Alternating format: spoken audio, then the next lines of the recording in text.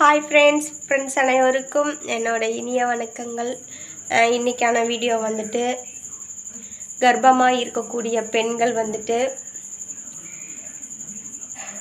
கை கால் நிறைய பெண்களுக்கு பாருங்கள், கை கால்லாம் வந்துட்டு வீக்கம் கொடுத்து, அதாவது எப்படின்னா ஒரு குறிப்பிட்ட நாள் ஆச்சுன்னா கர்ப்பமாக இருக்க பெண்களுக்கு கை கால் வீக்கம் வந்துட்டு கால்லாம் பார்த்திங்கன்னா அப்படியே புஷ்ஷுன்னு வீக்கம் கொடுத்து இருக்கும். அப்படி இருக்கப்ப அந்த மாதிரி இருக்க பெண்களுக்கு அந்த வீக்கம் வந்து வராமல் இருக்கிறதுக்கு என்னென்ன நாம் சாப்பிடணுங்கிறத பற்றின வீடியோ தான் இன்றைக்கான வீடியோ. நம்ம வீடியோக்குள்ளே வந்துடலாம். அதாவது கர்ப்பமாக இருக்க பெண்களுக்கு வந்துட்டு நீர் வந்து நிறைய பெண்களுக்கு வந்து நீர் பிரச்சனை வந்துட்டு நிறைய வர்றதுக்கு வாய்ப்பு இருக்குது. அப்படி இருக்கப்ப கர்ப்பமாக இருக்க பெண்கள் நீர் இறங்கக்கூடிய காய்களை வந்துட்டு அதிகம் சாப்பாட்டில் சேர்த்துக்கணும். சரிங்களா? அது என்னடா அது நீர் இறங்கக்கூடிய காயின்னு ஒரு புதிரை போடுறாங்களே அப்படின்னு யாரும் யோசிக்க வேணாம். அதாவது நீர் இறங்கக்கூடிய காயின்னு சொன்னால் நான் சொன்ன மாதிரி இந்த சொரக்காய், அடுத்தது பூசணிக்காய், அடுத்தது இந்த புடலங்காய், இதெல்லாம் வந்துட்டு அதிகம் சாப்பாட்டில் சேர்த்துக்கணும். சேர்த்துக்கிட்டால் தான் வந்து கால் வீக்கம் வந்துட்டு குறையிறதுக்கு வாய்ப்பு இருக்குது. அதாவது நீர் வந்து உடம்புலேருந்து சரியான முறையில் நீர் போகாததுனால தான் அந்த மாதிரி வீக்கம் வருது. இதை வந்து கர்ப்பிணி பெண்கள் வந்து நல்லா தெரிஞ்சுக்கோங்க.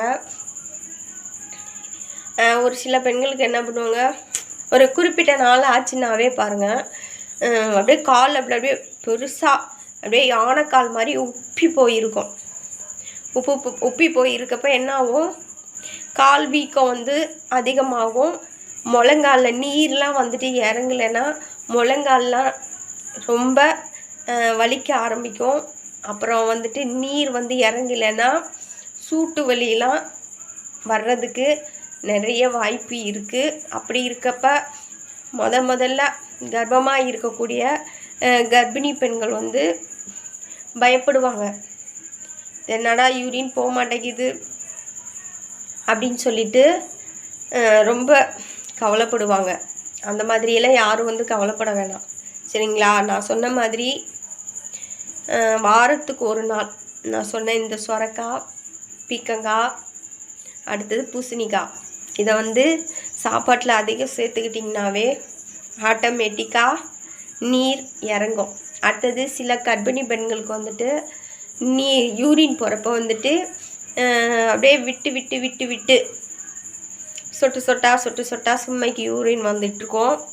அதுவும் வந்து உடம்பு ஹீட்டுனால தான் அந்த மாதிரி வருது. அப்படி இருக்கப்ப நீங்கள் இந்த சுரக்காய் சாப்பிட்டிங்கன்னா உடம்புல இருக்க சூட்டை வந்து அது வந்து தணித்து உடம்புல இருக்கிற நீர்லாம் வெளியேறிடுச்சுன்னா அந்த யூரின் சொட்டாக போகிறது வந்து கம்மியாயிரும். அடுத்தது கால் வீக்கம் வந்து குறைஞ்சிரும்.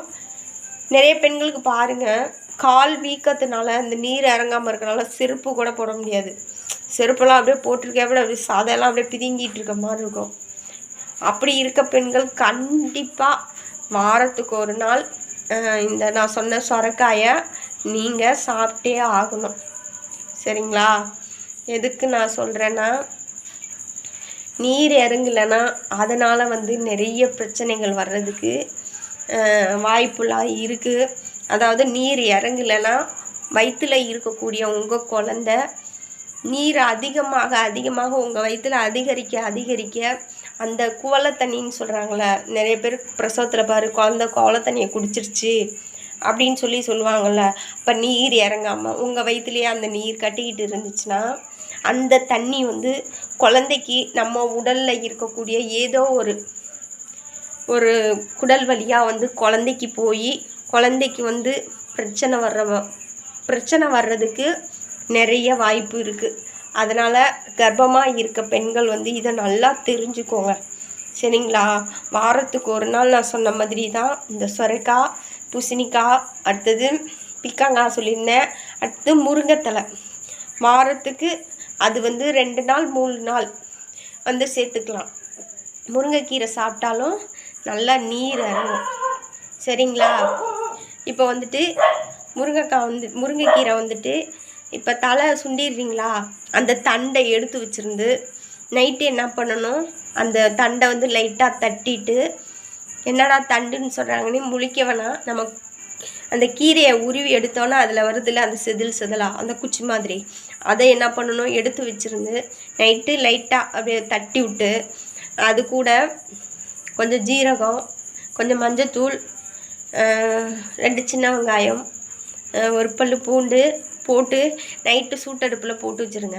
இல்லையா நைட்டு சூட்டடுப்பு அடுப்பு எரிக்காதவங்க அடுப்பில் வந்து சிலிண்டர்லேயே வச்சு கொதிக்க வச்சுருங்க.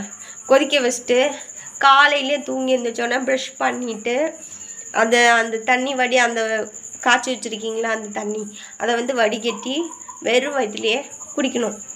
குடிச்சிங்கன்னா அப்போ வந்துட்டு நல்லா நீர் இறங்கும். நீங்கள் சாப்பிட்ட ஒரு 5 நிமிஷம் 10 நிமிஷத்தில் பாருங்கள் யூரின் தொடர்ந்து வந்துக்கிட்டே இருக்கும். அப்போ பாருங்கள் யூரின் வந்ததுக்கப்புறம் உங்கள் காலை பாருங்கள் தெரியும். காலோட வீக்கம் அப்படியே கால் வீங்கி இருக்கப்போ வந்து கால் வந்து பார்க்குறதுக்கு ஒரே மட்டமாக அப்படியே சமமாக சைனிங்காக இருக்கும். ஆனால் உங்கள் உடம்புல இருக்க நீர் குறைய நார்மலாக உங்கள் கால் எப்போவுமே எப்படி இருக்குமோ அந்த மாதிரி வந்துடும். அடுத்தது உங்கள் குழந்தைக்கும் வந்து எந்த ஒரு பிரச்சனையும் இருக்காது. அதனால் கர்ப்பிணி பெண்கள் மெயினாக இந்த ஒரு விஷயத்தை ஃபாலோ பண்ணுங்கள். இதுக்காக மெனக்கெட்டுக்கிட்டு டாக்டர்கிட்ட போய்ட்டு மாத்திரை மருந்தெல்லாம் வாங்கி சாப்பிட வேண்டிய அவசியம் இல்லை. நம்ம கிடைக்கக்கூடிய காய்கறிகளை சாப்பிட்டாவே ஆட்டோமேட்டிக்காக நீர் இறங்கும். சரிங்களா? அதே மாதிரி கர்ப்பிணி பெண்கள் தண்ணி வந்து நிறையா சேர்த்துக்கணும். சரிங்களா? தாகம் எப்பப்போ அடிக்குதோ அப்பப்போ அடிக்கடி தண்ணி குடிக்கணும். சரிங்களா? ஒரு சில கர்ப்பிணி பெண்கள் என்ன பண்ணுவாங்க, அடிக்கடி யூரின் போயிட்டுருப்பாங்க. அப்படி நீர் இறங்கிக்கிட்டே இருந்து ரொம்பவும் நீர் இறங்கக்கூடாது, நீர் இறங்காமையும் இருக்கக்கூடாது. சரிங்களா? சும்மைக்கு யூரின் போகக்கூடிய கர்ப்பிணி பெண்கள் வந்து அடிக்கடி தண்ணி குடிக்கணும். சரிங்களா? யூரின் சும்மைக்கு போச்சுன்னா உங்கள் வயிற்றில் வளரக்கூடிய குழந்தை வந்து தண்ணியில் தான் வளரும். அப்போ அந்த தண்ணீர் வந்து இறங்கிக்கிட்டே இருந்துச்சுன்னா அப்போ அந்த வயிற்றில் இருக்கக்கூடிய கர்ப்பப்பையில் நீர் வந்து ரொம்ப கம்மியாக இருக்கும். அப்போ உங்கள் குழந்தையால் வயிற்றில் புழங்க முடியாது. அதனால் நல்லா இதை வந்து தெரிஞ்சுக்கோங்க. சரிங்களா? நான் சொன்ன கருத்து உங்களுக்கு கண்டிப்பாக பிடிச்சிருக்கும். என்னோடய வீடியோ பாருங்கள். என்னோடய வீடியோ பார்த்துட்டு மெயினாக சப்ஸ்கிரைப் பண்ணுங்கள். அடுத்தது என்னோடய வீடியோ ஷேர் பண்ணுங்கள், கமெண்ட் பண்ணுங்கள், லைக் பண்ணுங்கள். மீண்டும் அடுத்த வீடியோவில் சந்திப்போம். தேங்க்யூ.